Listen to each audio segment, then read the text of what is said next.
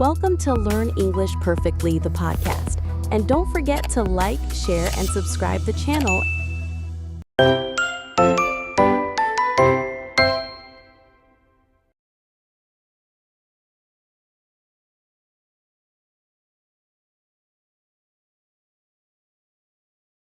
Welcome to Feelings with Emma. I'm your host, Emma, and I'm thrilled to have you join me for today's deep dive into a topic that's not only close to my heart, but also incredibly important for our well-being: our feelings. In a world that often encourages us to hustle, power through, and maintain a smile regardless of our internal state, we risk neglecting one of the most vital aspects of our humanity: emotional awareness and expression. Each of us carries a unique emotional landscape that shapes our experiences, decisions, and interactions. Today, we'll explore the multifaceted nature of feelings, what they mean, how they communicate important messages to us, and why it's essential to express them. The way we process our emotions can significantly impact our mental health, relationships, and even our physical well-being. Let's set the stage for today's episode by reflecting on why discussing our feelings is so crucial. First, let's think about the word feelings itself. It may seem simple, but feelings encompass a vast spectrum of emotions, from the elation of joy to the depths of sadness, anxiety, or anger. Feelings are often our body's way of responding to our internal thoughts and external circumstances. We often associate feelings with vulnerability, and many people fear expressing what they feel because they worry about judgment or misunderstanding. However, it's essential to recognize that emotions are inherent to the human experience. Each emotion serves a purpose, be it to signal danger, to indicate joy or success, or simply to remind us to take a step back and reflect. In our fast-paced society, taking a moment to assess how we feel and to articulate those feelings can feel like a luxury, but I assure you, making space for our emotions is not just beneficial, but necessary. Ignoring our feelings can lead to misunderstandings, conflicts in relationships, and an overall sense of disconnectedness, not just from others, but from ourselves. On today's journey, we'll also discuss emotional awareness, what it means to be aware of our feelings, and how such awareness can lead us to a richer understanding of ourselves. We'll explore the significance of identifying our emotions accurately. For instance, knowing that we feel frustrated versus simply saying we're bad can help us pinpoint the specific triggers and work towards solutions. Furthermore, I want to encourage you to think about how you currently express your feelings. Are you comfortable sharing them, or do you hold them in? Expressing feelings can be a daunting task, especially when we worry about being vulnerable with others. I'll share some strategies and tips on how to approach sharing your feelings in a way that feels safe and supportive, whether with a friend or in a personal journal. We'll also touch on the societal pressures that might make it difficult for us to open up. From childhood, many of us are conditioned to be strong, to suck it up, and to put on a brave face. These messages can make it challenging to confront what we're truly feeling. Acknowledging this societal influence is essential as we work towards individual healing and authentic expression. As we traverse through our emotional landscape today, I want to emphasize that having feelings of any kind is entirely normal and valid. There are no right or wrong emotions, they simply are. We'll discuss how recognizing and accepting all feelings can ultimately lead to greater self-compassion and kindness towards ourselves and others. In this episode, I'll guide you through a few practical exercises to help you connect with your feelings. Together, we'll do a self-reflection practice that encourages you to tune into your emotions in real time, identify them, and understand their sources. The goal here is empowerment through understanding. It's about learning how to navigate your emotions skillfully rather than being swept away by them. At the end of this episode, I want you to walk away with actionable insights and the encouragement to engage in conversations about your feelings, whether with friends, family, or even in a community setting. Throughout our time together, I encourage you to take mental notes or keep a journal handy. Write down the feelings that come up for you. They can serve as valuable insights into your emotional health. By doing this, you're taking the initial steps towards embracing your emotions and fostering greater emotional intelligence. As we embark on this journey together, I invite you to approach it with an open heart and a curious mind. Understand that exploring feelings can sometimes be uncomfortable, and that's perfectly okay. Growth often comes from stepping outside our comfort zones. Let's take it a step further. In order to understand feelings fully, we must acknowledge their origins. Feelings are often responses to our thoughts, experiences, and the environment around us. Each emotion tells a story, painting a picture of what's going on inside us. The complexity of feelings. Feelings aren't always straightforward. They can be complex and intertwined. For example, you might feel a sense of happiness, but also an underlying anxiety about change. This layered feeling can sometimes be confusing. You could be excited about a new opportunity at work, yet anxious because it means stepping out of your comfort zone. This duality is a normal part of being human, and it's essential to recognize that having mixed emotions doesn't mean there's something wrong with us. Instead, it highlights the depth of our experiences. Emotions such as joy and fear can coexist. They are not mutually exclusive. The key is to honor all emotions without judgment and to understand that feeling multiple things at once is part of the human condition. The language of feelings. To communicate our feelings effectively, it's crucial to have the vocabulary to express them accurately. Research indicates that people who can articulate their emotions tend to experience better emotional regulation and mental health. Think about the terms we often use to describe feelings: happy, sad, angry, excited, frustrated, nervous. These words only scratch the surface. Consider expanding your emotional vocabulary. Here's a small list of other feelings that might resonate. Elated, a heightened state of joy beyond just being happy. Disheartened, a mix of sadness and disappointment that can weigh heavily. Apprehensive, the feeling of unease or anxiety about something uncertain. Nostalgic, a sentimental longing for the past, often accompanied by both joy and sadness. By broadening your emotional lexicon, you empower yourself to communicate your feelings more precisely. This precision helps others to understand what you're really experiencing and can aid in connecting on a deeper level. Triggers and responses. Next, let's talk about triggers, those moments that pull us into heightened emotional states. Triggers can be external, such as a comment from a colleague or a scene from a movie, or internal, stemming from a memory or a specific thought pattern. Recognizing your triggers is a significant aspect of emotional awareness. By becoming aware of what triggers particular feelings in you, you can prepare yourself to respond better.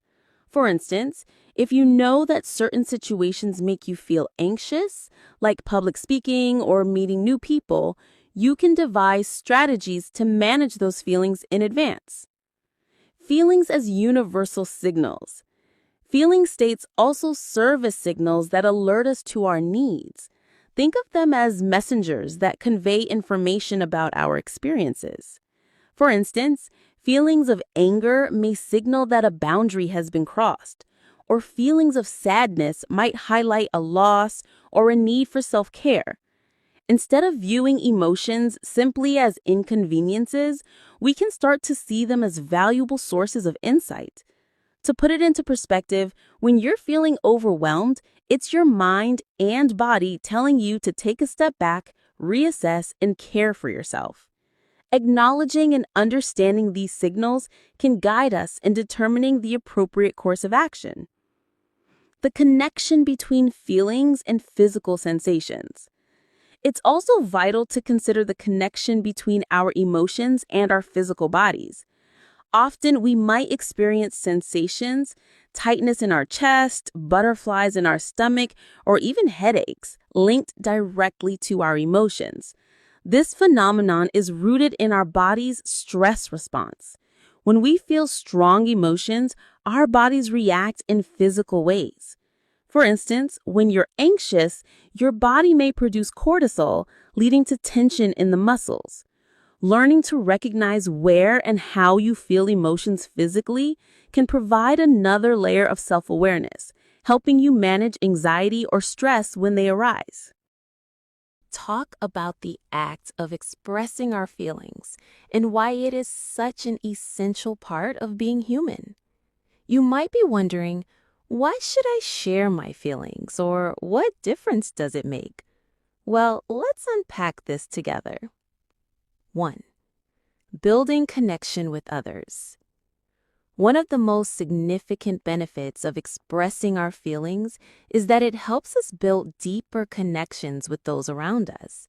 When you share your feelings, it invites others into your emotional world. This openness fosters vulnerability, allowing for genuine connections that strengthen relationships. Imagine talking to a friend about a tough day and hearing them respond with empathy because they've experienced something similar. This kind of exchange can lead to understanding, support, and shared experiences that bind you closer together. When we share and listen, we create a safe circle where emotions can be explored without judgment. 2. Emotional release and relief. Holding on to our feelings can lead to emotional congestion. Just think, when you feel something deeply but keep it bottled up, what does that do to you over time? It's like a pressure cooker building tension. Eventually, it needs to release. Expressing emotions can provide a much-needed outlet. Think of the last time you opened up about something weighing on your mind. Didn't it feel liberating? Whether it's through talking, writing, or even creative outlets like art or music, expressing feelings can lead to a sense of relief and clarity. It's an act of self-care that can lighten your emotional load. 3. Promoting mental and emotional health. Research has consistently shown that the act of expressing emotions can have a positive impact on mental health. People who regularly share their feelings are often better equipped to handle stress, anxiety, and depression. When we keep our emotions bottled up, they can manifest in various ways: physical symptoms, irritability, and anxiety, to name a few. In contrast, expressing emotions can be a form of catharsis, helping to alleviate feelings of despair or hopelessness. Journaling, for example, can serve as a powerful tool for processing emotions. Studies indicate that those who engage in expressive writing report lower levels of stress and improved emotional well-being. 4. Clarity and self-understanding. When we articulate our feelings, we gain valuable insights into ourselves. It may sound simple, but talking about how you feel can help you clarify your emotions and motivations. Perhaps you've been feeling resentful towards a friend, but when you examine those feelings more closely, you realize it stems from feeling undervalued. This kind of self-discovery allows you to address the root cause of your emotions, ultimately leading to healthier responses and interactions. By understanding what we feel, we can change our reactions and choices to better serve our emotional well-being. 5. Framework for problem solving. Expressing emotions also provides a framework for addressing issues. If you can articulate what's bothering you, it becomes easier to find solutions. For example, if you're feeling overwhelmed at work because of an unrealistic deadline, Discussing your feelings with your supervisor could pave the way for adjustments in workload or support. Having open dialogues about feelings allows for solutions to emerge, benefiting both individuals and groups. It encourages a culture of communication where everyone feels valued and heard. Now let's focus on how to effectively communicate those feelings to others. Sharing how we feel can be daunting, but with the right approach, it can lead to more profound connections and understanding. Here are some practical tips to guide you. 1. Use I statements. One of the most effective ways to express your feelings is by using I statements. This approach helps to own and articulate your feelings without placing blame on others. For example, instead of saying, "You make me feel upset," try saying, "I feel upset when..." This not only minimizes defensiveness from the other person, but also clearly communicates your feelings and needs. 2. Be honest but kind. Honesty is crucial in expressing feelings, but it's equally important to consider the feelings of others. Share your thoughts in a way that is truthful yet compassionate. Being kind in your delivery helps maintain the relationship and encourages healthy dialogue. For instance, instead of saying, "You never listen to me," you might say, "I feel unheard at times, and I would appreciate it if we could take turns sharing during our conversations." 3. Choose the right time and space. Timing can make a significant difference when it comes to discussing feelings. Look for a setting that promotes open dialogue, a quiet environment free from distractions, where both parties can feel comfortable expressing themselves. Additionally, consider the timing. Choose moments when neither of you are rushed or emotionally charged. This promotes a more constructive conversation. 4. Practice active listening. When you open up about your feelings, it's essential that the other person feels heard too. Practice active listening by giving the person your full attention. Nodding, summarizing their points, and asking clarifying questions shows that you're engaged. When they see that you're genuinely listening, they're more likely to reciprocate that behavior when you share your feelings. 5. Allow for vulnerability. Opening up about feelings requires vulnerability, and it can be scary. However, vulnerability is a gateway to authenticity. When you express your fears, joys, or uncertainties, it can create a sense of trust and intimacy. Remember that it's perfectly normal to feel anxious or unsure when sharing. Approach these moments with self-compassion, acknowledging that it's a step towards deeper connections. 6. Be prepared for various reactions. When you share your feelings, be aware that others might have different reactions than you expect. They may respond empathetically, or they might need time to process what you've shared. Prepare yourself for a range of responses and recognize that it's okay if they don't react exactly as you hoped. The act of sharing itself is significant, regardless of how it's received. 7. Follow up. Once you've had a conversation about your feelings, consider following up later. A simple check-in can reinforce your commitment to open communication. You might say, "Thanks for listening the other day. I really appreciated our conversation and wanted to see how you felt about it." This not only keeps the lines of communication open, but also shows your investment in the relationship. Thank you so much for watching and being a part of this journey with me.